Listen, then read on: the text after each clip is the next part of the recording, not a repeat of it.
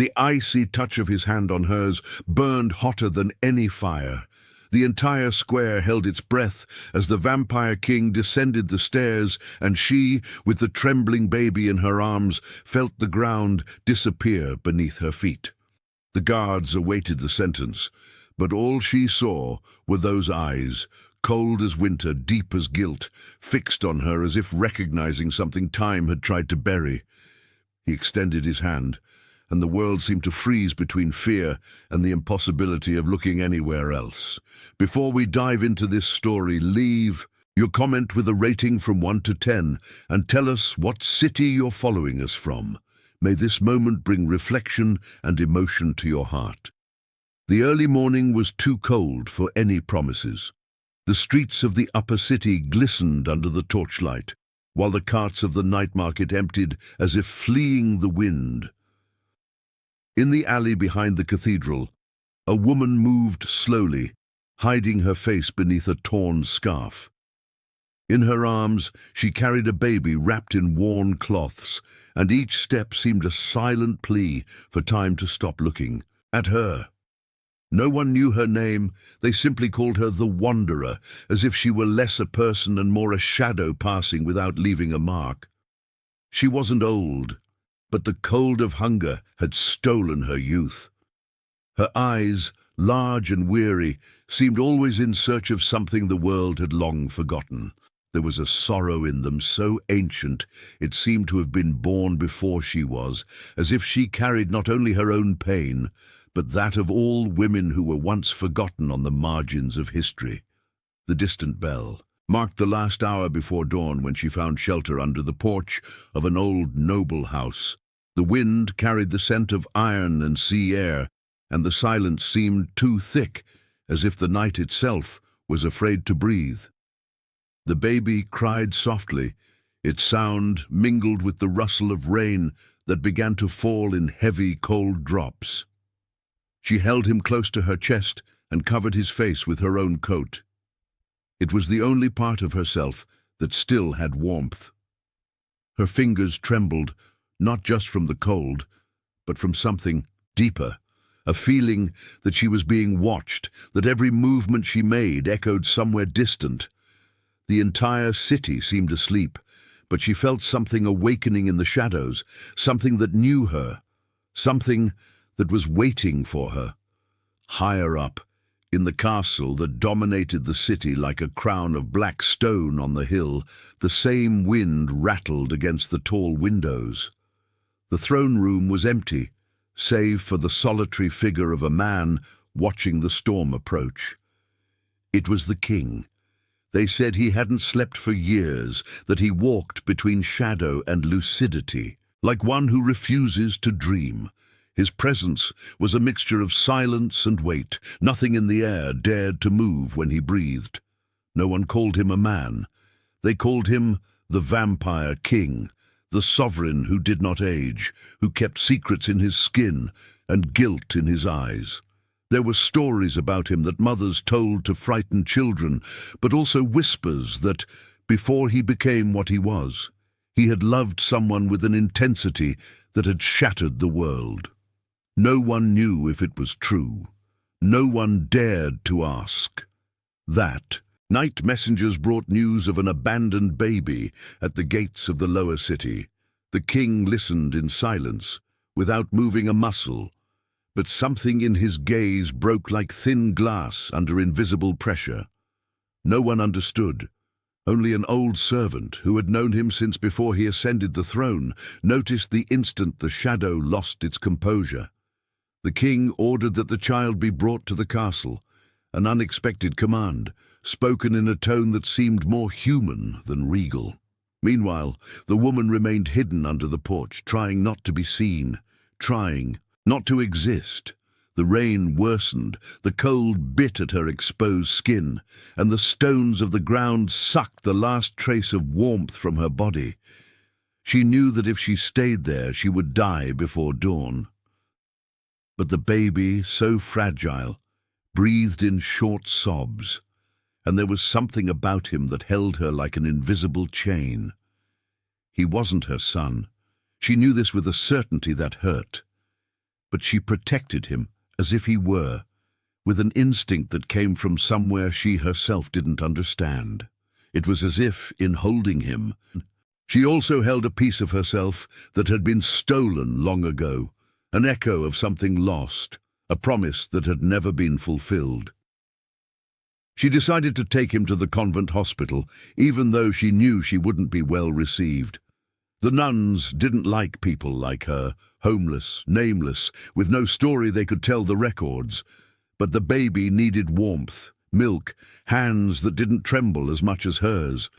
She rose with effort, adjusted the soaked cloths around the child, and began to walk through the empty streets. Her footsteps echoed against the wet. Stones and the rain fell like cold tears that the sky shed without asking permission.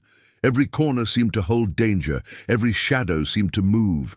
She walked quickly, but without running, because running attracted attention, and attention was the last thing someone like her could afford to have. When the morning bells chimed, the city awoke with rumors. They said the guards were searching for a woman who had abducted a noble infant. They said the king was furious, that the child was special, that royal blood ran in his veins. She understood none of it, but she felt the weight of the words in the air, in the way people began to look at her with suspicion when she passed through the market. The convent closed its doors as she approached. The nuns saw her from afar and made the sign of the cross, as if she carried not a child but a curse.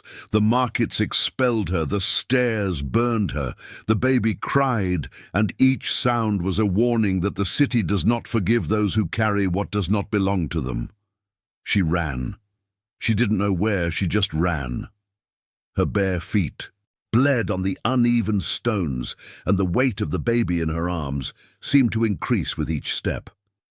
But she didn't stop, because stopping was accepting that the world was right, that she didn't deserve to hold anything precious, that her destiny was always to be alone and empty. In the central square, the ground was covered with red banners and motionless horses. The royal procession was crossing the gate when she stumbled among the soldiers, trying to hide behind a column. The guards surrounded her like wolves around a wounded prey, and time seemed to hold its breath. She hugged the baby so tightly she feared hurting him, but she couldn't let go. She couldn't surrender him. She couldn't let him go. At the top of the stairs, the king appeared. His presence was enough to make even the wind bow. His black cloak dragged on the wet stone, and his eyes, cold and impenetrable as eternal ice, found the woman. She lowered her head, ashamed to be seen, ashamed to exist. But he did not look away. The guards waited for the order, the punishment, the judgment, oblivion. But the king did not speak. He merely watched the baby, now quiet in the woman's arms, as if he saw in that small face something the whole world had forgotten. For a second his face softened, and the world seemed to lean in to hear what he wasn't saying. The silence became an invisible sentence. He descended one step, then another, until he stood before her. No soldier dared to move, not a breath of wind dared to break that moment. The king extended his hand and touched the soaked fabric that enveloped the child. A simple gesture, but enough for everyone to realize there was something about that baby that didn't belong to chance. She felt his touch, like an electric shock. The king's hand was cold, but not unpleasant. It was the coldness of one who had long ago given up being touched by human warmth. And yet there was a softness in the movement, a delicacy that contradicted everything they said about him. For an instant their eyes met, and she saw something that frightened her more than any threat. Recognition. It was as if he knew her, as if, in some lost time, they had shared something that now lay buried beneath, layers of silence and pain. She looked away first, unable to bear the weight of that connection, but the king remained there, still, as if the entire kingdom could wait while he deciphered the mystery she carried in her arms. The woman was taken to the castle, not as a prisoner, but not as a guest either. It was something in between, a tolerated presence an enigma that needed to be unraveled. There, amidst the stone corridors and lit candles, she realized that the king's eyes did not judge her. They seemed, in fact, to recognize something that time had tried to erase with tooth and nail. They gave her a small room in the servants' quarters, far from the noble halls, but still more comfortable than anywhere she had ever slept. There was a real bed, with clean sheets and a fireplace that glowed softly through the night. The baby was placed in a carved wooden crib, and she stayed beside it, unable to sleep, unable to trust that it was real. Each day the truth approached, like a shadow growing at dusk. Fragments of memories, forgotten names, promises never uttered began to emerge, like debris after a storm. She started working in the kitchens, invisible among the nobles who circulated through the castle with their expensive clothes and even more expensive secrets. But the king would meet her gaze in the corridors, as if each step reminded him of what had once been lost. There was something in the way he observed her that made her uneasy. It wasn't the gaze of a predator, though there was danger in it. It was the gaze of someone who has been searching for something for so long that they no longer remember exactly what, but recognize it when they find it. And that frightened her more than any overt threat, because it meant that somehow she mattered, and to matter was dangerous. As the weeks passed, rumors began to sprout among the servants like weeds in an untended garden. They said the king visited the child's crib every night, in silence, and that sometimes the baby would smile in the dark, as if recognizing that pale face leaning over him. They also said the woman slept less and less, fearing that the truth she herself did not know would surface and destroy everything. She didn't understand what was happening. She didn't understand why the king, who could have had her killed with a gesture, kept her there, protected under his roof. She didn't understand why, sometimes when she saw him from afar, she felt a nameless pain in her chest, a sense of loss so profound it seemed to have roots in previous lives, until an old letter was found, a birth record kept in secret, written by the queen before she disappeared. The letter was hidden in a chest in the royal chambers, beneath layers of perfumed fabrics and forgotten jewels. It was an old maid who found it, and the entire castle trembled when the news reached the council's ears. The queen had disappeared years ago, on a moonless night, leaving behind only silence and questions. They said she had fled, that she couldn't bear to live beside a man who was no longer human. They said she had died of heartbreak. They said so many things that the truth was lost among the versions, and no one knew what was real anymore. But the letter said something else. It said that the queen had given birth to a child in secret, far from the castle, and that she had entrusted that baby to a trusted woman before disappearing forever. It said the king never knew. It said the child carried royal blood and shadow blood, and that his destiny was to be both human and something more. That night, the entire castle awoke to the sound of doors opening and footsteps echoing in the main hall. The woman was summoned before the throne. She walked through the corridors with her heart beating so hard it seemed to want to escape her chest. The torch flames flickered on the walls, the wind blew through the cracks, and the king awaited her, motionless as a marble statue with the letter in his hands. The world seemed suspended between the past and the present. No one knew what he would say, but everyone felt that something at last would be revealed. The woman stopped before the throne, her legs trembling, her eyes fixed on the floor. She didn't dare look at him. She didn't dare breathe too loudly. His gaze swept over her face, the same face that misery had disguised beneath layers of dirt and weariness. Now clean and fed, it was possible to see features that had once been hidden. There were old scars on her temples, marks of flight, echoes of a love that power had destroyed. She still didn't understand what she was doing there, but the baby, whom a maid had brought in her arms, breathed peacefully, as if destiny was simply waiting for that moment. And when the midnight bell tolled, the castle seemed to hold its breath, as if the very stone awaited what was to come. The woman, unknowingly, was about to discover that the simple act of protecting a life had changed the course of an entire kingdom, and that nothing in the world would be the same after that dawn. The king did not speak immediately. He stood there, holding the letter with fingers that seemed to tremble, though it was impossible to be certain in the faint candlelight. The woman heard her own heart like a war drum in her chest, and the silence was so dense it felt solid, something one could trip over. It was then that he began to read. His voice was low, but carried enough weight to fill the entire hall. Each word fell like a stone into a quiet lake, creating ripples that spread through the air. The letter told the story of a queen who had loved too much and suffered even more.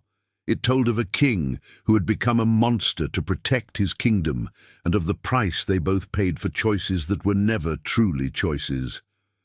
The queen had written those words in the last hours before she disappeared, when she already knew she wouldn't return. She had written about the child she carried in her womb, the fruit of a love that shouldn't have existed, but existed with enough power to shatter the world. She had written about the woman she had trusted, a loyal servant, pure of heart, who had promised to protect the baby no matter the cost. And then the king stopped reading. His eyes lifted and met hers, and in them there was something she had never seen before. It wasn't anger, it wasn't scorn, it was pain. A pain so ancient and profound that it seemed to have become part of the man's very structure, like beams supporting a house about to collapse. "Did you know?" The question came out as a whisper, but cut through the silence like a sharp blade. She shook her head, unable to speak. She didn't know. She didn't understand. Everything in her mind was confusion, fragments of memories that didn't fit together, sensations that something important had been erased, stolen, torn from within her like the root of a dead plant. "You were chosen to protect him," the king continued, his voice now firmer, but still laced with something broken. "The queen trusted you, and you disappeared." The words fell upon her like an unbearable weight. Disappeared. Yes, she remembered now. Not everything, but enough. She remembered fleeing, not out of cowardice, but out of fear. Fear that they would find her, fear that they would kill the child, fear that the truth would come to light and destroy not only her, but the baby she carried in her arms. She had fled to the streets, to the alleys, to the places where people like her became invisible, and in time she had forgotten, or perhaps she had forced herself to forget, because remembering was too much pain. But the baby, she never abandoned the baby. Even when the world crumbled, even when hunger bit and cold burned, she stayed. "He is my son," the king said, and his voice broke on the last word. It wasn't a question, it was a statement. It was pain turned into sound. The woman felt her legs weaken, and it was only wounded pride that kept her standing. She looked at the baby in the maid's arms, so small, so oblivious to the chaos his existence caused, and then she looked at the king, truly looked, for the first time since she had entered that hall. He was beautiful in a way that was frightening, not the soft, welcoming beauty, but the sharp beauty of something that could cut if touched carelessly. His eyes were too dark to be merely brown. They held the depth of a starless night, and in them were centuries of solitude and regret. His face was pale, his features marked by a severity that seemed carved in stone, but there was, too, a hidden fragility beneath the mask of a king. "I didn't know," she managed to say finally, her voice hoarse and trembling. "I swear I didn't know. I just protected him. It was all I could do." The king closed his eyes for a moment, and when he opened them again, there was a decision in them. He rose from the throne, his black cloak trailing behind him like a living shadow, and descended the steps. Each step echoed in the empty hall, and the woman felt the world narrow until there was only her, him, and the baby between them. "You protected him," he said, stopping a few feet from her. When the entire kingdom could have had him killed, you protected him. When I myself could have ordered his death without knowing, you protected him." He extended his hand, and she instinctively recoiled, but he didn't advance. He just stood there, hand outstretched, waiting, and there was something in his posture that seemed almost human, a vulnerability that contradicted everything he represented. "Don't be afraid of me," he said, and for the first time she heard something beyond command in that voice. She heard a plea. Slowly, trembling, she placed her hand in his. The touch was like a clash of opposite temperatures, his coldness against her warmth, his eternity against her mortality. But still, it was a touch. It was a connection. It was the bridge between two worlds that should never have met, but met nonetheless. He led her to where the maid held the baby. He took the child into his arms with a delicacy that seemed impossible for someone so powerful, so feared. And then, holding his son for the first time with full awareness that this was his son, the Vampire King wept. They weren't human tears. They were tears of someone who had forgotten how to cry so long ago that the act itself seemed alien, painful, liberating. They fell slowly, one by one, and glistened like crystal in the candlelight before disappearing into the darkness of his cloak. The woman stood still, not knowing what to do, not knowing what to say. Her entire life had been about surviving, about being invisible, about not mattering. And now, suddenly, she was at the center of something grander than she could comprehend. She was a witness to a moment that would change everything. The days that followed were strange. The entire castle seemed to have shifted in tone, as if the revelation had altered the very structure of the stones. The baby was officially recognized as the heir, and the woman, the nameless wanderer, was appointed his official guardian. But the title was just a word. What had truly changed was the way the king looked at her. He sought her out in the corridors, not with the arrogance of one who commands, but with the hesitation of one who asks permission. They talked about the child, about his needs, about the care he required. But little by little, their conversations began to extend to other topics. He asked about her life on the streets, about how she had survived, about what she felt when the rain fell and there was no roof to hide under. And she, surprisingly, answered, perhaps because, for the first time in her life, someone was truly listening. Or perhaps because there was a comprehension in his eyes that went beyond words. The comprehension of one who also knew loneliness, of one who also carried an invisible burden no one else saw. "Are you afraid of me?" he asked one night as they walked through the castle gardens under the full moon. She thought before answering. Yes, she was afraid, but not in the way he imagined. "I'm afraid of what you represent," she said honestly. "I'm afraid of the power you hold over me, but of you as a person, no." He stopped walking and looked at her intently. "As a person," he repeated, as if testing the words on his tongue. "How long has it been since anyone saw me as a person?" "Perhaps because you don't let them," she replied, and the boldness of her own answer surprised her, but he didn't get angry. On the contrary, he smiled. It was a sad smile, but a smile nonetheless. "You're right," he admitted. "It's easier to just be the king, just the monster, less painful, but more lonely," she added, and he nodded. They stood there, paused beneath the moon, two beings who should have had nothing in common, but who, somehow, were beginning to understand each other. And the woman realized, with a mixture of fear and wonder, that something was growing between them, something fragile yet real, something that, if nurtured, could become stronger than anything she had ever known. But the castle was a place of intrigue, and not everyone was happy with the new order of things. Countess Madeline was a woman of calculated beauty and sharp ambition, widow of a wealthy lord. She had kept herself close to the throne through political favors and alliances carefully woven over the years. For a long time, She had harbored the hope that, eventually, the king would choose a new queen from among the ladies of the court, and she, of course, would be the obvious choice. The arrival of the Wanderer changed everything.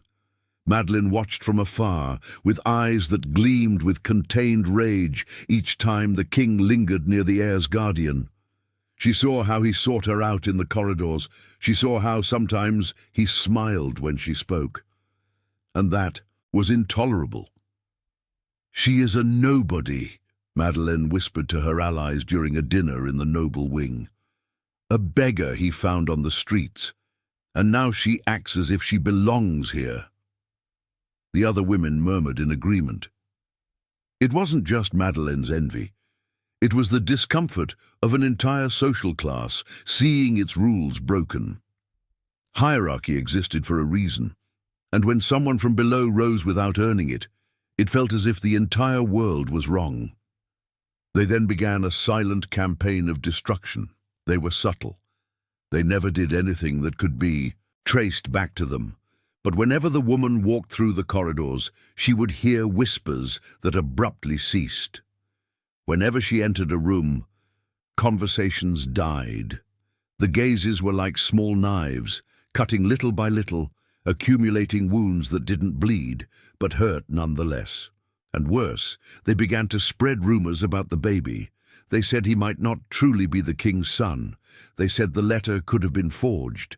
They said the Wanderer was clever, cleverer than she seemed, and that she had manipulated everything to secure a place in the sun. The woman heard and felt, each word like a punch to the gut.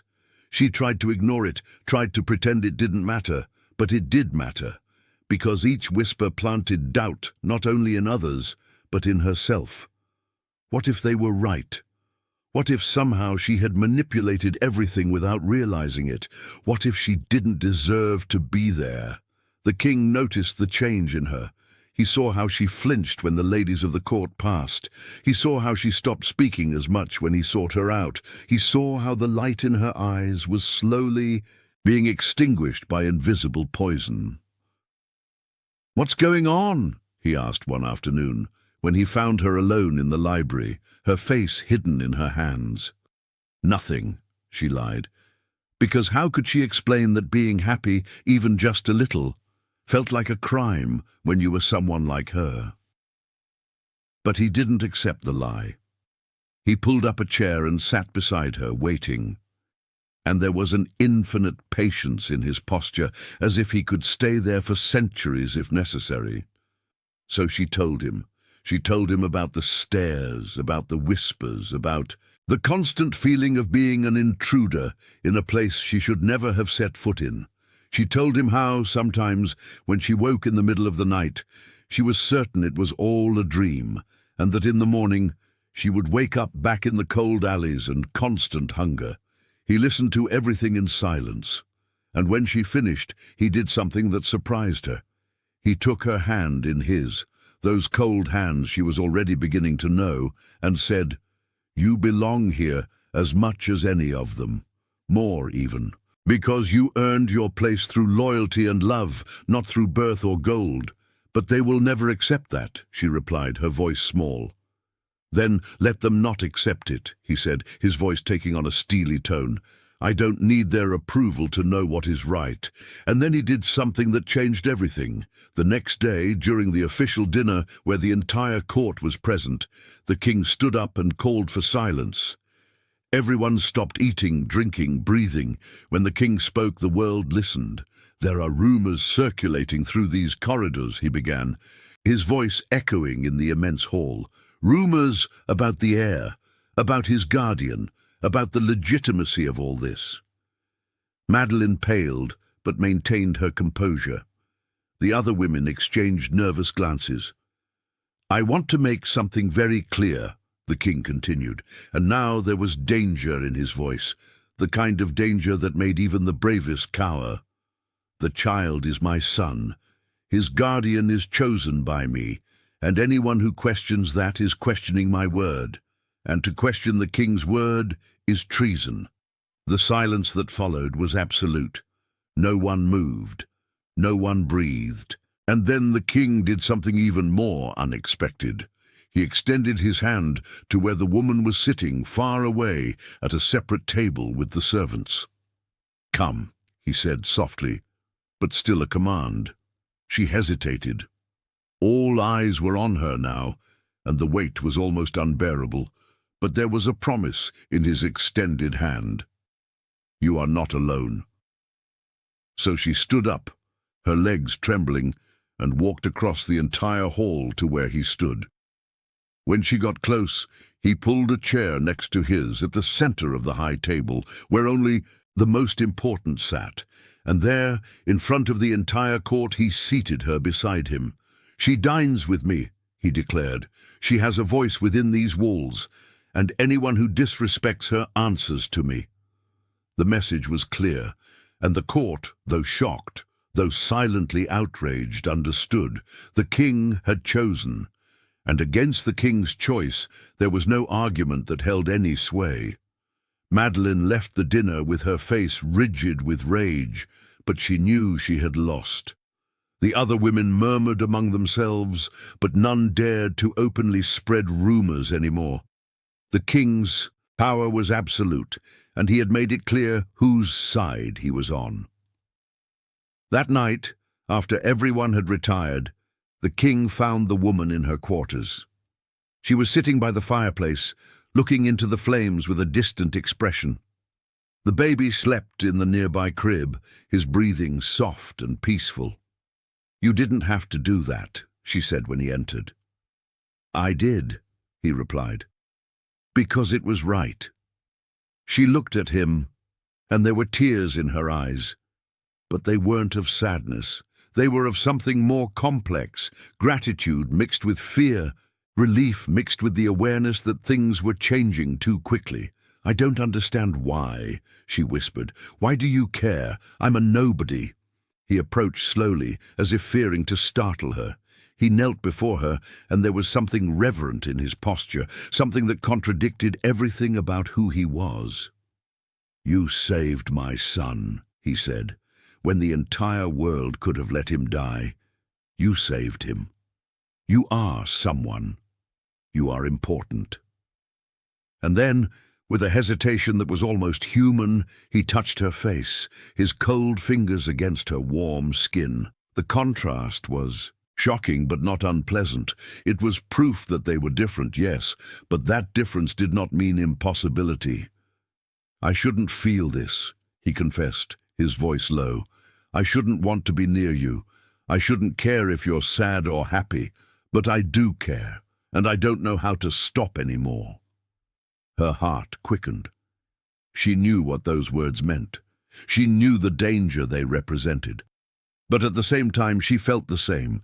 There was something between them that grew like a stubborn plant among stones, improbable, yet persistent. "I feel it too," she admitted, and it was like releasing air she had held for too long. "And it scares me." "It should scare you," he agreed, "because it's not simple. It never will be." But even as he said this, he didn't remove his hand from her face, and she didn't pull away. They stayed like that, suspended in the moment, knowing that crossing that line would change everything, but unable to turn back. It was she who closed the distance. A small, almost imperceptible movement, but enough. Their lips met in a kiss that was more question than affirmation, more fear than certainty. But it was real. When they parted, both were trembling, not from cold, but from something much greater. He rested his forehead against hers and closed his eyes. "This will be difficult," he warned. "I know," she replied. "They will judge us. They will try to separate us." "I know. You might regret it." She opened her eyes and looked at him. "Or I might not. I won't know until I try." And there was a courage in the way she said it that he deeply admired. She, who had so little, was willing to risk the uncertain, while he, who had everything, had spent centuries afraid of loss. They didn't sleep together that night, not in that way. But he stayed there, sitting by the fireplace while she rested, and for the first time in a very long time, the castle seemed less cold. The months that followed were of silent transformation. The baby grew strong and healthy, with curious eyes that observed everything around him. In him was a mixture of two worlds, human fragility and something more, something that shone in his eyes when the light hit them just right. The woman and the king spent more and more time together, not in public. He knew he needed to be careful, that moving too quickly would be a political disaster. But in private, in stolen moments between royal duties, they came to know each other. He told her how he had become what he was, about the impossible choice he had to make to save his kingdom from enemies who would come from outside, about how the transformation into a vampire had given him power, but slowly stolen his humanity day after day, until one day he looked in the mirror and didn't recognize the man he used to be. "Do you regret it?" she asked one of those nights. He thought for a long time. "Sometimes," he admitted. "But then I remember that if I hadn't done it, thousands would have died. The kingdom would have fallen. So I guess I don't regret the choice, but I regret the price." She understood, because she too had paid prices. Perhaps not as dramatic, but equally heavy. Every day on the streets was a choice between dignity and survival almost always won. "Do you think you can still be saved?" she asked, and there was genuine hope in the question. He smiled, but it was a sad smile. "I don't know if I want to be saved," he said, "but perhaps I can be reminded of what it's like to feel." And he was right, because with her he began to feel again. Small things first, the pleasure of hearing her laugh, the peace of comfortable silence, the anxiety when she was late to appear. These were sensations he thought had died centuries ago, but they were there, reborn like flowers in scorched earth. For her, it was also a discovery. For the first time in her life, someone saw her, truly saw her, not just as a servant or a wanderer or a guardian, but as a complete person with thoughts and feelings and self-worth. And that was intoxicating and terrifying at the same time. But of course, not everything was peaceful. Countess Madeline had not given up on her plans. If she couldn't attack openly, she would attack from the shadows. She began to plant seeds of doubt among the king's counselors. She argued that the heir needed to be educated by someone of noble blood, not by a former beggar. She argued that the king was being emotionally influenced, that he wasn't thinking clearly. Some of the councillors began to listen, not because they agreed with Madeline, but because there was political logic in those arguments.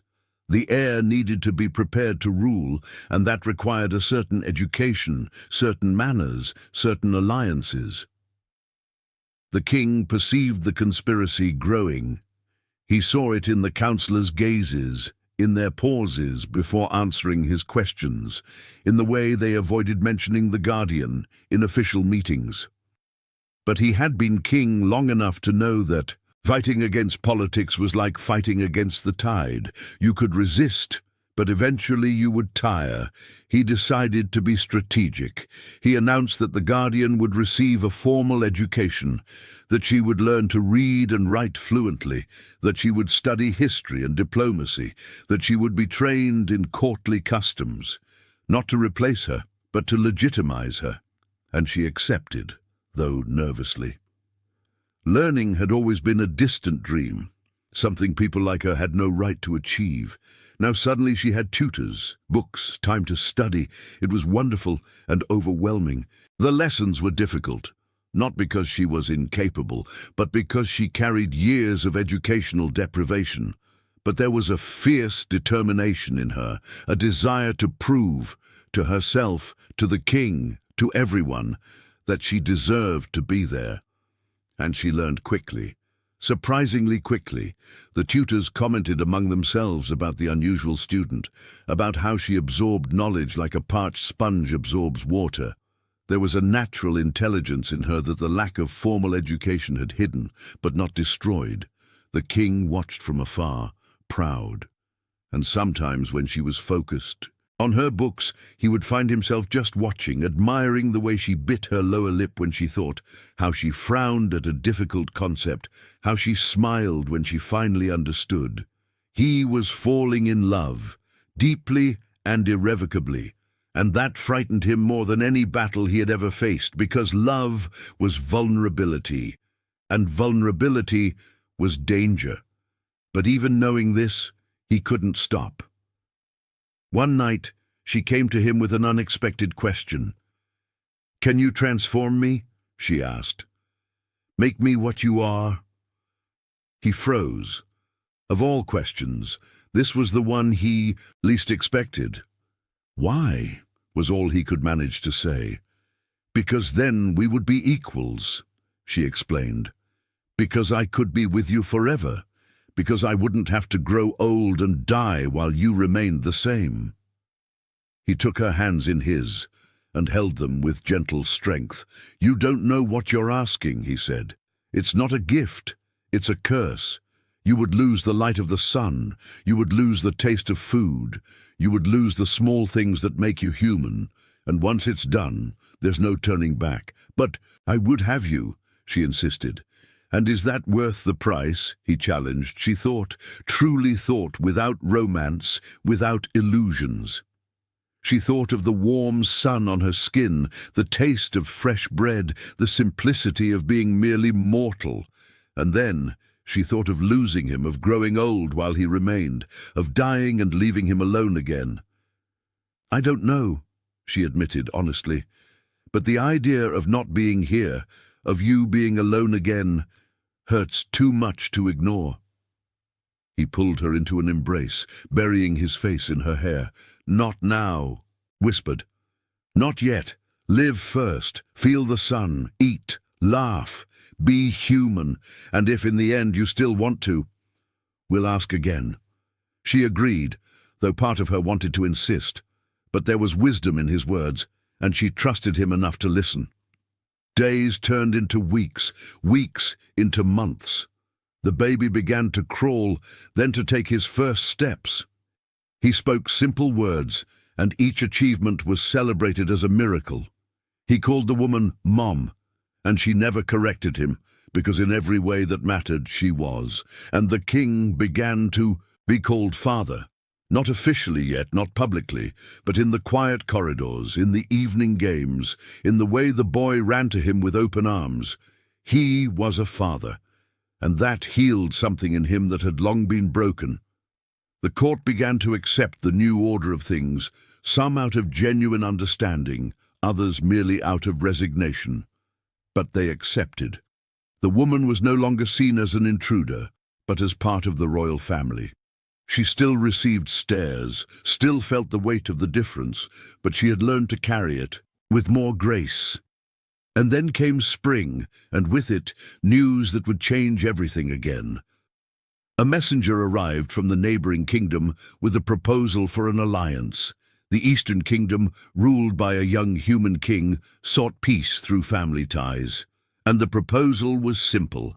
The heir of the Vampire Kingdom would be betrothed to the daughter of the Eastern King when both reached an appropriate age. It was a solid political proposal. It would bring decades of peace, open trade routes, strengthen both kingdoms. The entire council supported it. It was a logical, strategic, beneficial decision. But it meant that eventually the child would leave the castle. He would be raised in two courts, learn two cultures, belong to two worlds. And although it was a distant future, the seed had been planted. The woman heard the news and felt something break inside her. She knew it was irrational. The child was only 2 years old. The marriage was decades in the future. But the idea of eventually losing him, of watching him leave, was unbearable pain. "Can't we refuse?" she asked the king that night, knowing the answer but still needing to ask. "Not without declaring war," he replied wearily. and I will not put my people at risk for fear of a distant future. So we accept that he will leave, she said, and it wasn't a question. He approached and hugged her. He won't go alone, he promised. You will go with him, I will go with him. We will be a family, no matter where. But both knew it wasn't that simple. Politics never were, and promises, however sincere, could not always be kept. In the days that followed, the woman grew quieter. She watched the child play with eyes that carried an invisible weight. Every laugh of the boy was joy and pain at the same time. Joy for the moment, pain for the awareness that moments are temporary. The king noticed, of course. He always noticed. "What are you thinking?" he asked, one quiet afternoon while the boy slept. "That nothing good lasts," she said simply, "and that perhaps I was foolish to think it could." He took her hand. "It's lasting now," he said. "This moment, this afternoon, this minute. It's real, it's happening, and no one can take that from us. But the future doesn't exist yet," he interrupted her. "All we have is now, and now in this moment we are happy. Isn't that worth something?" She looked at him, truly looked, and saw a man who had lived centuries but had learned to cherish minutes. She saw a man who had lost so much that he understood the value of the little he had, and she realized he was right. "It's worth everything," she whispered. And then, for the first time, she said the words he had hoped for but never asked for. "I love you." He remained motionless, as if he feared that any movement might break the moment, and then he smiled, a genuine smile, without sadness, without weight, just pure and simple joy. "I love you too," he replied, and they seemed like the most important words he had ever said in his entire long existence. They kissed, and it was different from their previous kisses. In it was certainty, commitment, a future. It was a promise that no matter what came, they would face it together. That night, they made love for the first time.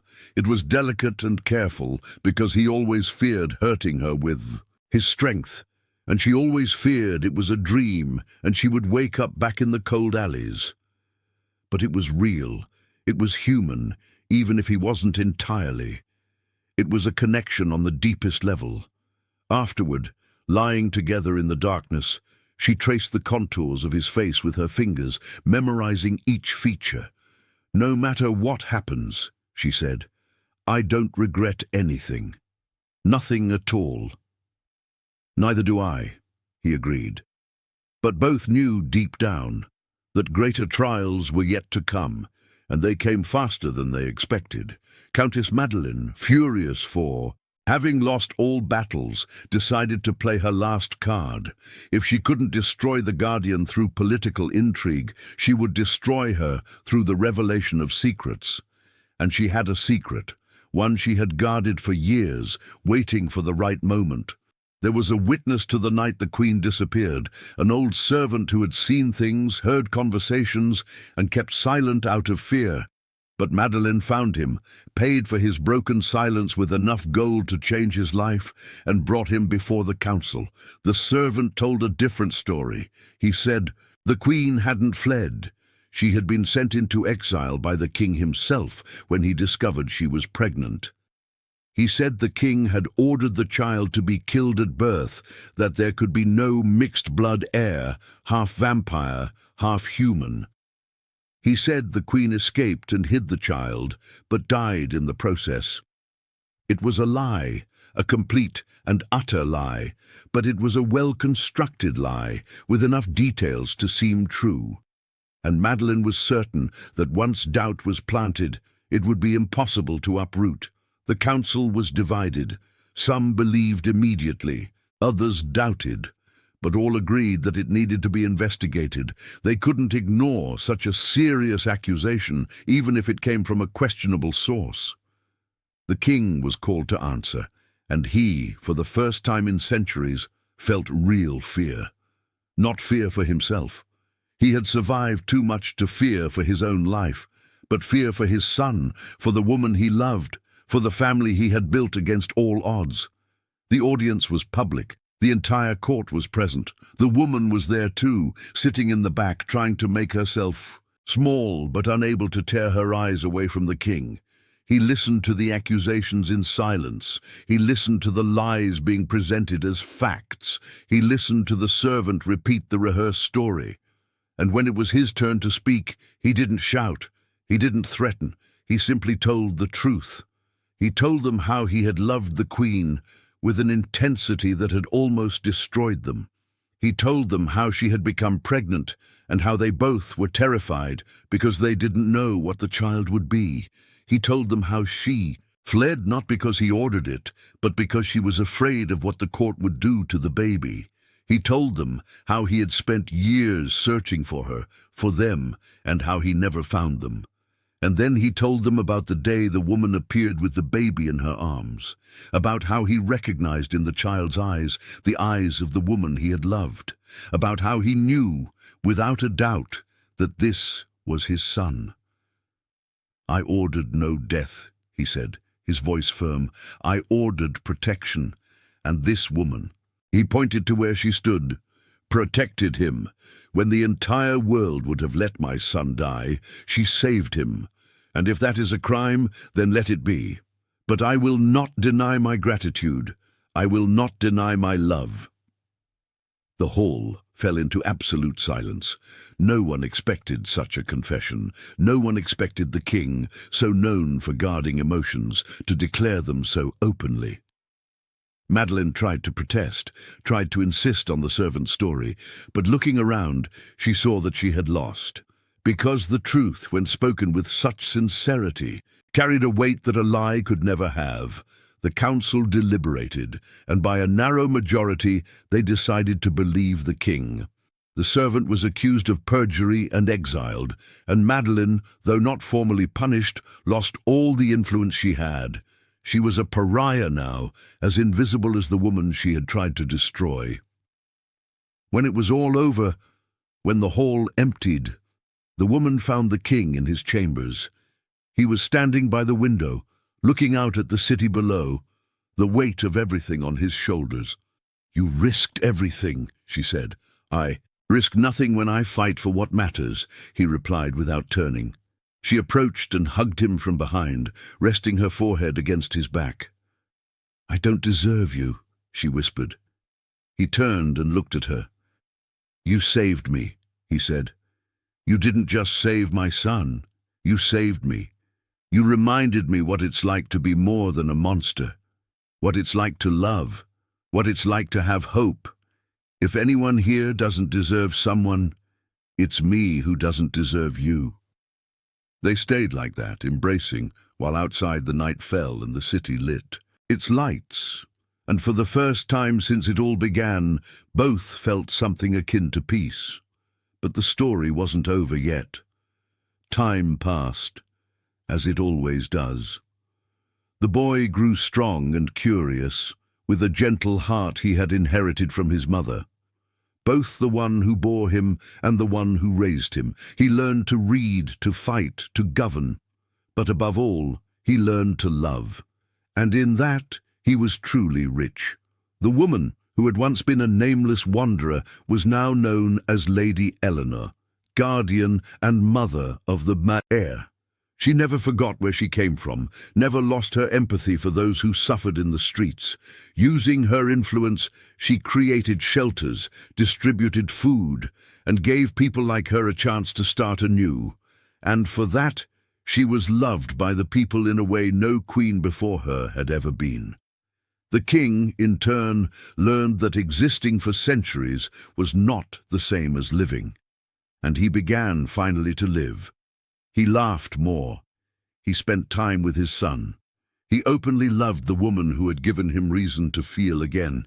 And the kingdom prospered under his gentler rule. There were, of course, challenges. The political alliance with the Eastern Kingdom had to be maintained, but it was renegotiated on terms that allowed the boy to grow up at home with a promise of visits and cultural exchange. It wasn't ideal, but it was better than complete separation.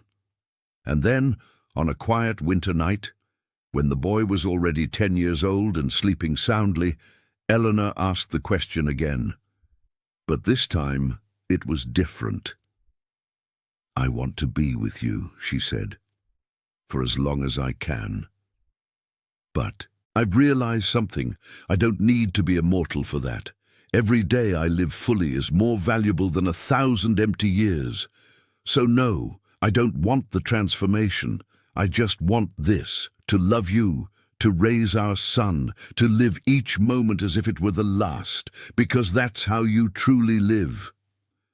He looked at her with eyes that shone, not with tears, because he no longer wept, but with something deeper: pride, admiration, love so immense it filled all the space between them.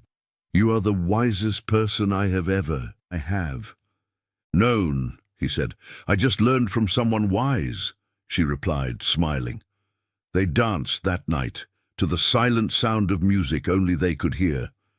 And when the boy woke in the morning and found them sleeping, embraced in the armchair by the fireplace, he smiled and covered them both with the blanket, because he knew, even young, that he was witnessing something rare: true love. Not the love of fairy tales, perfect and without obstacles, but real love, imperfect, hard-won, maintained through daily choices to stay, to fight, to not give up. The years continued. Eleanor aged, with the grace of one who accepts time instead of fighting against it. Her hair began to show strands of silver, wrinkles formed around her eyes when she laughed, and she was more beautiful that way, marked by life, than she had ever been in her youth. The king loved her more each day. He loved the changes because they were proof of a life well lived. He loved the stories she told, accumulated over the years. He loved the way she aged without fear, with dignity and joy. "Aren't you afraid of losing me?" she asked once, when her hair was completely white and her movements slower. "I am terrified," he admitted, "but I wouldn't change anything. Because having you, even if for a limited time, is infinitely better than an eternity alone." And she agreed, because he was right. The boy grew up and became a man. He married, as promised, the Princess of the East, and it was a happy marriage, because both had been raised by people who understood the value of true love. He governed with wisdom, balancing his father's power with his mother's compassion. And Eleanor, now very old but still with bright eyes, saw her grandson born.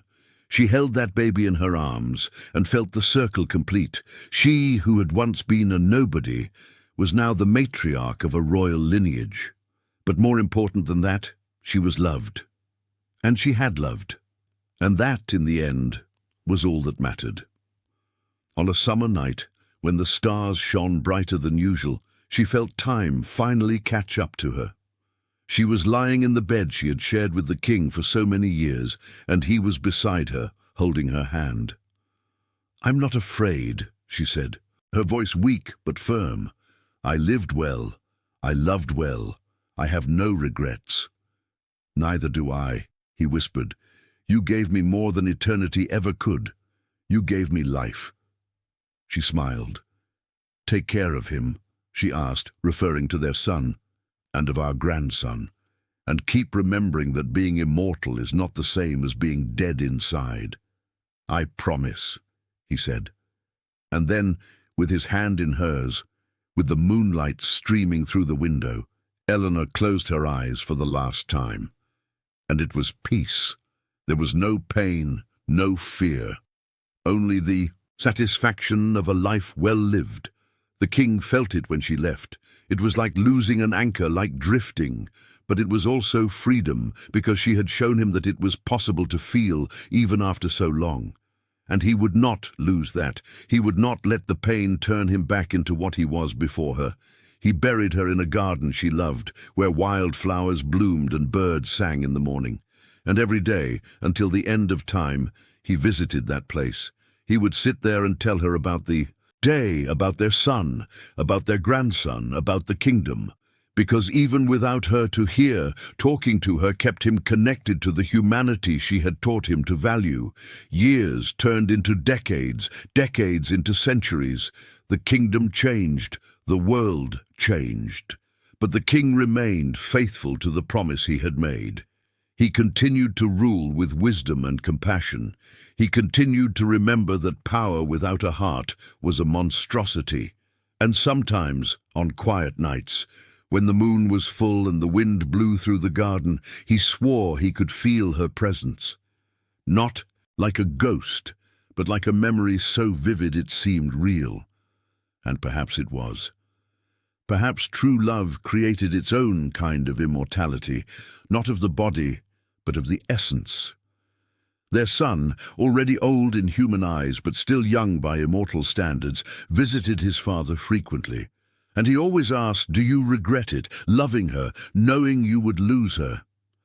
And the king always answered the same thing, "Never, because she taught me that the value of life is not in its duration, but in its depth, and our life was deep, it was real, it was love." And that was true. In the end, when all is said and done, when all stories are told, what remains is simple. They loved each other.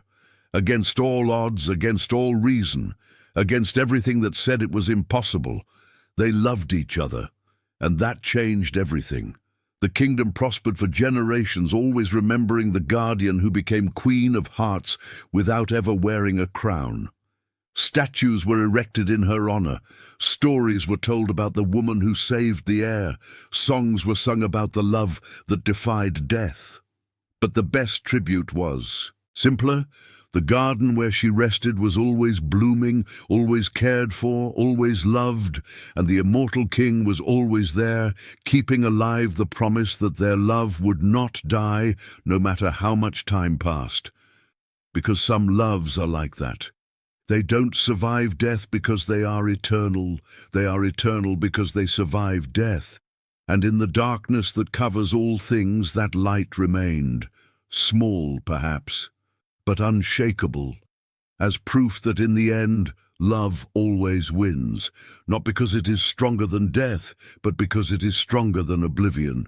And that, of all victories, is the most important. If this story found a mirror in your soul, leave your comment and share it. Sometimes what hurts us the most is what makes us most human.